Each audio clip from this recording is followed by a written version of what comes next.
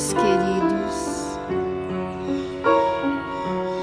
Com alegria e paz em nossos corações, às primeiras horas da manhã deste dia, buscamos Jesus em nossas vidas, para sentir-lhe a presença através da vossa misericórdia, que se derrama sobre nós nesta hora, vasculhando o nosso íntimo e enxertando em nossos pensamentos a força da verdade, a luz da caridade e do bem constante. Senhor Jesus, amado Mestre, divino amigo, em seu nome, Senhor, recebemos os seus mensageiros, esta pleiade de espíritos sublimes, arregimentados para estarem ombreando os homens da terra nesses momentos decisivos da humanidade. Que a lei do amor, vivenciada nas páginas vivas do seu Evangelho, toque nos nossos corações, alentando de esperanças os tristes e os caídos, os sofridos de toda sorte, aos aflitos que clamam misericórdia, Senhor, recebam nesta hora as doçurosas vibrações do seu amor. Confiantes, fortalecidos em nossa fé, seguiremos, Senhor, a cada dia mais com os nossos passos retilíneos ao roteiro de luz que legaste à humanidade da terra. Que suas bênçãos nos alcancem nesta hora e que sua paz seja conosco hoje e sempre. Obrigada, Senhor Jesus. Obrigada, amigos queridos. Nesse instante, iniciamos as reflexões do Evangelho desta manhã. Que sua paz seja conosco hoje e sempre.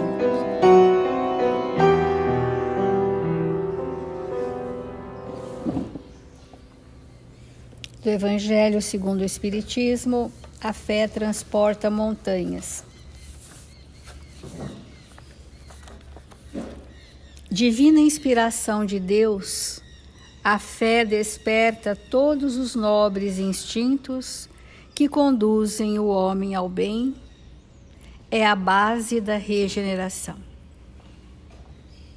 É preciso, pois, que essa base seja forte e durável, porque se a menor dúvida a vier abalar, em que se torna o edifício que construístes para ela, elevai, pois, esse edifício sobre fundações inabaláveis, que a vossa fé seja mais forte do que os sofismas e as zombarias dos incrédulos, porque a fé que não afronta o ridículo dos homens não é a verdadeira fé.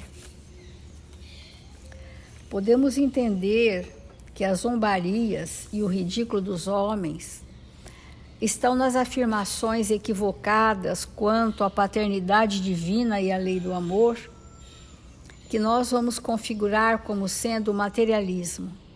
O materialismo hoje é o ridículo dos homens, são os sofismas das paixões, são os engodos, as ilusões que nos ocupam e nos arrastam, até que a dor possa chegar e despertar em nós que existem valores diferentes, que existem prazeres perenes, que existem satisfações íntimas e que principalmente existe o próximo. Porque não temos como construir a verdadeira fé, não temos como sair do egoísmo e nem vencer as nossas más paixões, que não seja por desenvolver um olhar para o próximo, sentir que ele existe em nossa vida e que ele é o caminho para Deus. O próximo é o nosso caminho para Deus. E o caminho para Deus, figurativamente, é o caminho da perfeição. E a perfeição preconizada pelo Evangelho na terra é amar aqueles que não são os nossos afetos. Amai os vossos inimigos foi a máxima mais revolucionária que Jesus trouxe à humanidade da terra. Mas para que nós pudéssemos caminhar para a regeneração ou no caminho da perfeição a que somos destinados, sem percebermos a necessidade do próximo, nós não chegaremos a Deus. Ou seja, não haverá para nós um êxito sobre o nosso egoísmo e o nosso orgulho. Essas leis divinas são tão sábias, tão misericordiosas, que nos reúnem num grupo consanguíneo para que nós pudéssemos ter a oportunidade bendita de reencontrar aqueles com os quais estamos fazendo um caminho. E este caminho, esse ombrear com o outro, este caminho começa no ambiente familiar.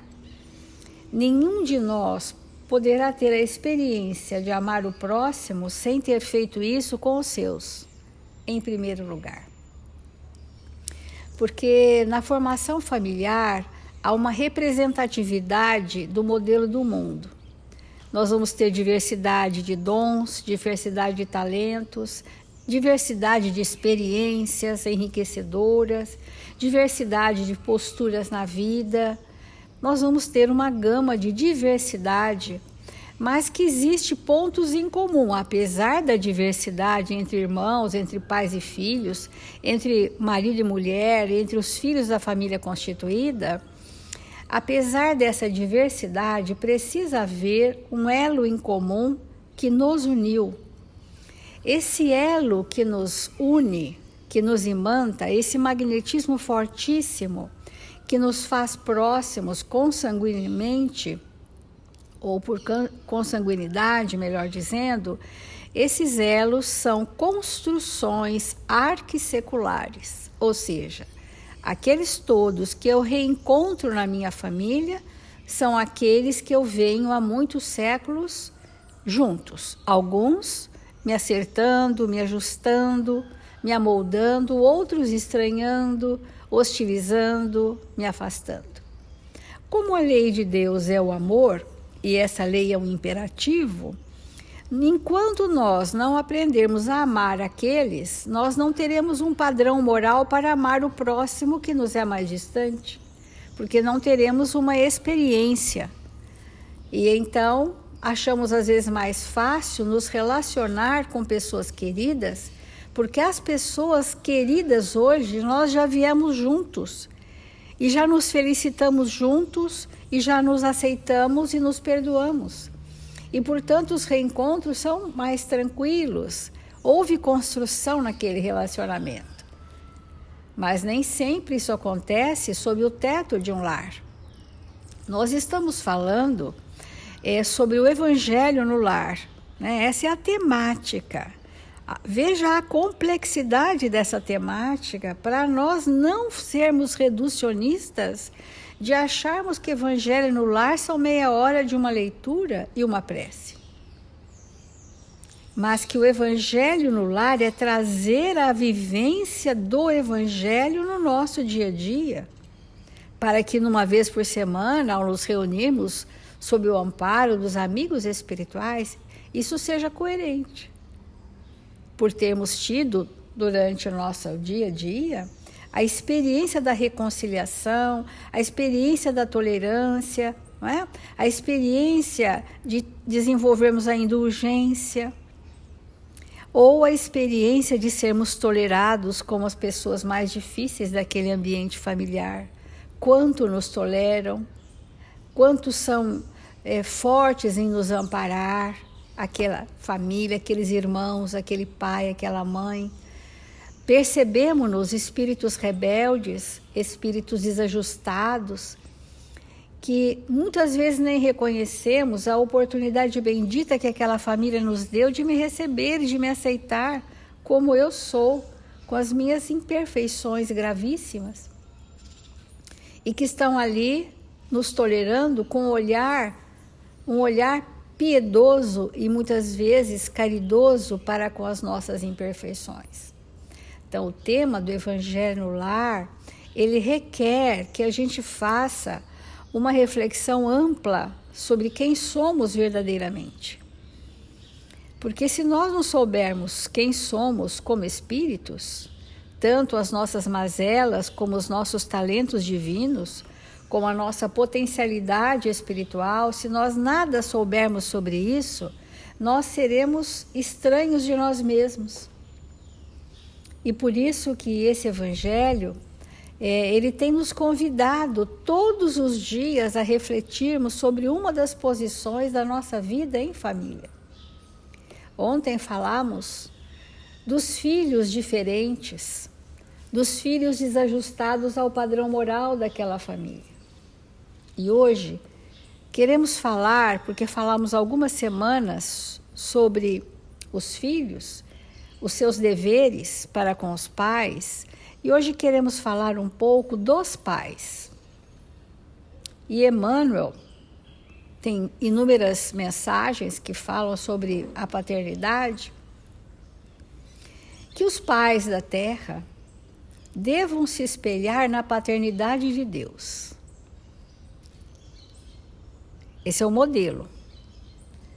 A paternidade divina nos conduz através de sábias leis. A paternidade divina nos aguarda o tempo de maturidade do senso moral, mas não aguarda passivamente. A paternidade divina nos coloca em situações estimuladoras para que possamos desenvolver recursos morais. Quando essas oportunidades estimuladoras para desenvolvermos a maturidade do senso moral nos acontecem, nós queixamos da paternidade divina como sendo uma dor. Mas não é uma dor, é um convite. Por que dói? Dói porque resistimos ao bem. Se nós fôssemos dóceis ao bem, aquilo não seria dor, nem perturbação, tampouco sofrimento. Mas estaríamos vendo na paternidade de Deus uma oportunidade de eu construir aquilo que ainda não possuo e por isso sou espírito frágil. Aqueles de nós que nunca passamos situações sérias, que desacomodasse, que nos fizéssemos crescer, que saíssemos mais experientes, continuaremos espíritos imaturos, frágeis e, portanto, sem construção dos nossos valores morais. Essa é a paternidade de Deus. A paternidade divina não impõe castigos, nos dá nova oportunidade, mas não sem antes os agravantes das minhas escolhas, porque meus atos geram consequência. E então é da lei de Deus que eu possa arcar com a consequência dos meus atos sem configurar que isso seja castigo, mas que seja uma forma de desenvolver a responsabilidade.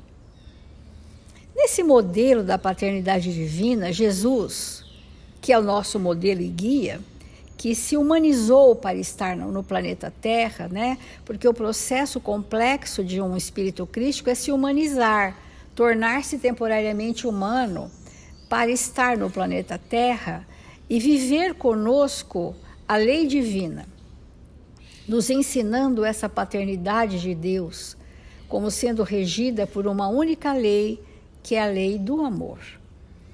E os pais da Terra, como todos nós somos imperfeitos, estão nos seus exercícios de paternar espíritos a eles confiados. A paternidade é uma energia bem diferente da maternidade. Se nós pudéssemos fazer um símbolo, a maternidade é uma vibração acolhedora e envolvente. A vibração paterna é um amor que conduz, que dá segurança. É aquela mão amiga no ombro do filho que impulsiona o filho a dar os passos ao progresso, à evolução. Essa é a vibração da paternidade. Meu filho, estou aqui na retaguarda, siga, vá. Estaremos ombreando um ao outro. Então são energias de polaridades diferentes, a maternidade e a paternidade. E o espírito necessita dessas duas polaridades para construir em si a sua identidade espiritual. O Emmanuel traz uma lição, ainda no encontro marcado, chamada pais difíceis. Fiquei pensando, será que tem pais fáceis? Né? Pais difíceis, porque todos somos difíceis, né? Difíceis como irmãos, como mães, como pais, como amigos. Nós temos dificuldades. E essas dificuldades nós vamos dar o sinônimo de imperfeições, né? Todos nós temos as nossas imperfeições. Pais humanos em divergência conosco. Quem de nós na juventude já não questionou seu pai? Que tinha como modelo e exemplo até 12 anos. Dos 14 aos 20, questionou seu pai. Então vamos ver como o Emmanuel traz para nós essa clareza, né? Então, pais humanos nem sempre surgem como sendo personalidades adequadas aos nossos desejos, mas é adequada à nossa necessidade evolutiva. Eu não tenho o pai que eu gostaria, mas o pai que eu necessito. Porque o que eu gostaria talvez viesse só confirmar, abastecer e fortalecer as minhas iniquidades, as minhas imperfeições. Mas o pai que eu necessito, esse vem de ordem divina. Então, nem sempre nossos desejos, aqueles que a vida nos oferece por pais na instância física, seriam eles maus ou diferentes? Porque não nos entendam de pronto os ideais? Será que seriam maus por não nos compreenderem? Ou apenas estivessem no esforço de poder estender a compreensão à personalidade que somos? Numa interrogativa dessa natureza, toda vez que estivermos na posição de filhos, é possível que devamos formular semelhante questão ao inverso. E como filhos, nós estamos compreendendo nossos pais? Não é? Habitualmente julgamos nossos pais humanos quando a razão começa a amadurecer. Quando nós estamos na adolescência e que então o arcabouço de experiências passadas eclode, ou seja, a minha anterioridade começa a prevalecer e eu vou reagir ao processo educativo do meu pai com aquilo que eu trouxe, porque somos herdeiros de nós mesmos. Nesse momento de ebulição interna, que o meu passado insurge, que as minhas tendências, os meus talentos se manifestam, eu começo a questionar aquele pai. E principalmente medir as suas supostas deficiências. Depois de passados mais de 20 ou 30 anos. E então, quando estivermos sendo pais ou mães, nós vamos começar a perceber aquele padrão que o nosso pai nos passou. E então, se não concordam com nossas opiniões, frequentemente apontamos-los por espíritos ultrapassados, intolerantes. A primeira coisa que o filho que entra na idade jovem adulta começa a fazer com os pais é dizer que eles são ultrapassados. E começamos a dizer que eles nada sabem sobre as novas tecnologias, por exemplo. Mas nós esquecemos de vê-lo como espírito com uma bagagem de experiências enriquecedoras que eu não tive olhos de ver para aproveitar. E, portanto, me recusei a assimilar aqueles exemplos, o quanto aqueles pais podem ter passado problemas gravíssimos, profissionais, de saúde, enfim, íntimos, e que estão ali firmes, e que estão ao nosso lado, dando um respaldo que nós precisaríamos, né? Então, nós nos dizemos ultrapassados. Nessa conceituação apressada, eu acho que até uma conceituação impulsiva, né? Esquecemos de que eles carregam na alma as cicatrizes profundas dos golpes que receberam no caminho da experiência. Às vezes alcançam a maturidade, a vida e a idade adulta e também a velhice, exaustos de tantas lutas, de tantas experiências difíceis. Muitas vezes trazem vícios muito semelhantes aos nossos próprios. Trazem más tendências que espelham as nossas próprias. Porque magneticamente, para que um filho seja reconduzido pelas vias da reencarnação, ele precisa de uma imantação, um magnetismo do pai e o magnetismo da mãe que o atraem. Então, para que nós tivéssemos vetores atrativos desses filhos, eles precisariam ter pontos em comuns com aqueles pais. Às vezes os pontos em comum são o lado saudável. Às vezes é o lado menos feliz, mas necessariamente há pontos em comum. Quantas vezes por nossa causa eles passaram por experiências difíceis e por isso mesmo nem sempre lhes será possível colocar os ouvidos ao nível do que nos situa a nossa palavra. Eles não terão o entendimento que nós temos da vida, mas terão a sua experiência. E há países que valorizam muito a experiência dos idosos. Valorizam muito. Os idosos passam a ser os conselheiros, aqueles que os jovens vão buscar para uma palavra amiga, para uma orientação com sabedoria. Então, essa é a paternidade que se espelha com a paternidade divina. E há outras culturas que desvalorizam a experiência daquele espírito e estão sempre exacerbados na sua personalidade, achando que sabem sobre tudo, que a vida que eles vão escolher é a critério deles e vão fazendo a sua jornada.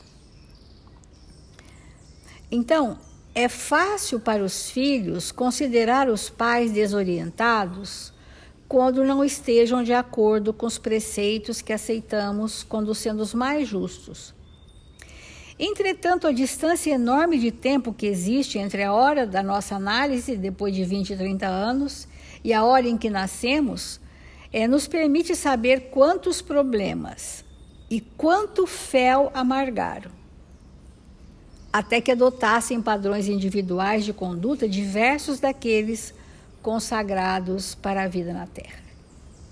Amigos, precisamos ter olhos de ver os pais que a misericórdia divina nos trouxe e compreendermos que se algo de mim está um pouco mais amadurecido do que os nossos pais, é porque nós viemos com tarefas, nós viemos com compromissos de levar a eles a profunda e extremada gratidão, tão somente pela oportunidade de nos terem trazido à Terra. E porque muitos filhos, às vezes mais amadurecidos do que aqueles pais, muito poderão contribuir com a evolução daquele espírito, mas sem ofuscar, sem magoar, com bastante humildade, apenas trocar, compartilhar. Os filhos podem ter essa função, até por conta de que, do ciclo da existência, nós chegamos numa idade de maturidade que requeremos cuidados dos filhos. E a hora que os filhos adultos podem amparar os seus pais e inverter os cuidados que receberam para os cuidados que nesse momento estão necessitados. E quando esse desvelo de cuidar é intenso, nós podemos dizer que estamos experienciando a gratidão. Gratidão a Deus, gratidão a Jesus, pela oportunidade que esses pais estão nos trazendo. Se te encontras, diz Emmanuel, se te encontras à frente de pais magoados ou sofredores, recorda um homem generoso que largou as conveniências da própria liberdade para colocar uma família nos ombros, e lembra-te de certa mulher jovem e bela que olvidou a si mesma, renunciou à própria vida, padecendo na carne e na alma para que pudesses viver. Belíssimo, não? Pensamento de Emmanuel. Porque eles abandonaram a liberdade, a mocidade, a juventude, naquela ânsia, movidos por um sentimento que os unificou, pela ânsia de formar um lar e trazer filhos de Deus a eles confiados temporariamente, para que seguissem os seus caminhos. Então, considera que eles se reuniram obedecendo aos desígnios de Deus, a fim de que viesses ao mundo, e se não puderam ser felizes como esperavam, ou se as provações da existência os tornaram assim, quando estiveres a ponto de censurá-los, pensa na alegria e no amor com que eles dois rogaram a Deus que te abençoasse. Quando nasceste e em silêncio, pedem também a Deus que os abençoe. Pensa no momento da sua chegada, o quanto rogaram a Deus te fortalecer, te abençoar, te amparar, que eles dessem conta do compromisso. E dentro das nossas imperfeições, que todos estamos inseridos, fizeram o melhor dentro das suas possibilidades. Então, a gratidão aos pais que poderíamos chamar difíceis, mas que apenas são diferentes, porque diferente é o estímulo que eu precisava para desacomodar um ranço estratificado do meu passado.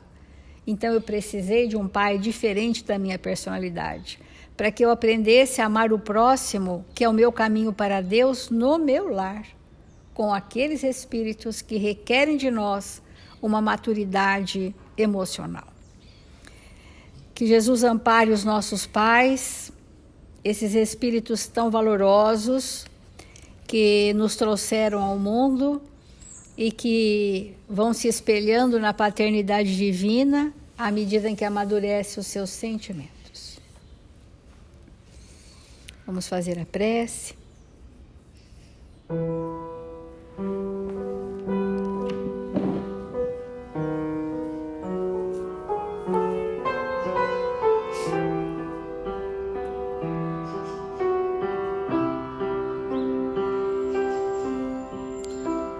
Amado Mestre Jesus, nós confiamos na grandeza do seu amor, na sua misericórdia infinita, e nos curvamos nesta hora, Senhor, tão somente para agradecer pelas infinitas bênçãos a nós concedidas.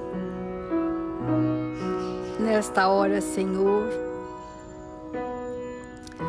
queremos doar dos nossos melhores sentimentos, das nossas energias mais purificadas, que se somam aos sentimentos de tantos amigos, a nós vinculados nesta hora, que as equipes socorristas desta casa possam ir ao encontro daqueles que se encontram nos leitos dos hospitais, aqueles que perambulam pelas ruas sem um teto amigo, a todos aqueles em cuja mesa falta o pão,